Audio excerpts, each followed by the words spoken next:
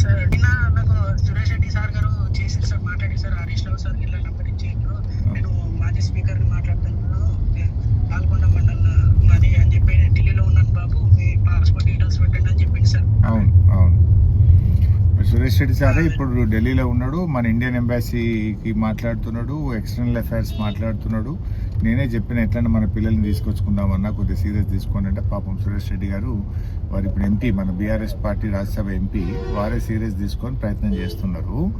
అయితే ఇప్పుడు ఆ పెనాల్టీ ఏదో వేస్తారట జనరల్గా, అది తక్కువ చేసి కొద్దిగా తక్కువ పెనాల్టీ వేసేటట్టు చేస్తే ఏదైనా కట్టి మిమ్మల్ని బయటకు తీసుకొచ్చుకుందామని ప్రయత్నం చేస్తున్నాము. ఎక్కువ నేను పర్సూ చేస్తాను, ఆ ప్రదీప్ అగర్వాల్ నంబర్ తీసుకొని కూడా మాట్లాడతాను.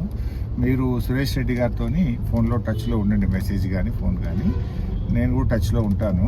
వీలైనంత తొందరగా దానికి ఒక పరిష్కారం తీసుకుంటాం. పెనాల్టీ అంటే పెనాల్టీ కట్టేంత వెళ్ళలేదు సార్, ఏంటంటే 1 year అది ఇక్కడ కంట్రీలే లేదన్నారు సార్. ఎందుకంటే ఇతరులు వేరే కంపెనీలు ఉన్నారు సార్ మన తెలంగాణలో.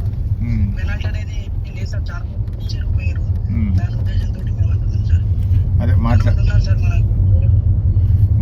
మాట్లాడుతున్నాం బెట్ట, పెనాల్టీ వేయొద్దనే మాట్లాడదాం. ఒకవేళ ఏదన్నా వేసినా తప్పది అనుకుంటే మేము గట్టినా తీసుకొస్తాం లేరా బాబు, తొందరపడకు, టెన్షన్ పడుకుంటా.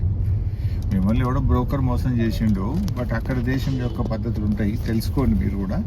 మన సురేష్ రెడ్డి గారు కూడా తెలుసుకుంటున్నారు, నేను కూడా తెలుసుకుంటా. తొందరగా ఎంత వీలైతే తొందరగా మేము తీసుకొస్తాం.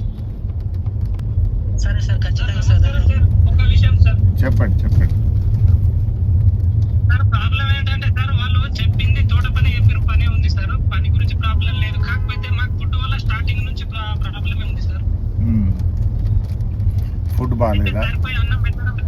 అన్నం పెట్టారు సార్, స్టార్టింగ్ 5-6 సంవత్సరాల అబ్బాయి తింటాడు సార్, పగటి అన్నం పెట్టేది, కొద్దికి పెట్టేది, అదే కొలుతాడు. అయితే అన్నం సరిపోక మేము వచ్చిన వారం 10 రోజుల సార్ని కూడా చెప్పినాం, ఎవరు పట్టించుకోలే, పెట్టలేదు. తర్వాత 3 నెలల నాటికి మేమందరం ఒక రోజు పని చేసినాం సార్.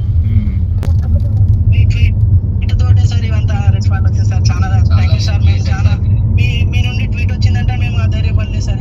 నేను వాళ్ళకు కూడా చెప్పినా అన్న, వాళ్ళ బీజేపీ కేంద్ర మంత్రులు కిషన్ రెడ్డి, సంజయ్ కూడా ట్వీట్ ట్యాగ్ చేసిన, ఎక్స్టర్నల్ అఫైర్స్ కు ట్యాగ్ చేసిన, మన స్టేట్ గవర్నమెంట్ కు ట్యాగ్ చేసిన, ప్రయత్నం చేస్తున్నా, అన్ని రకాలుగా ప్రయత్నం చేస్తున్నా బాబు.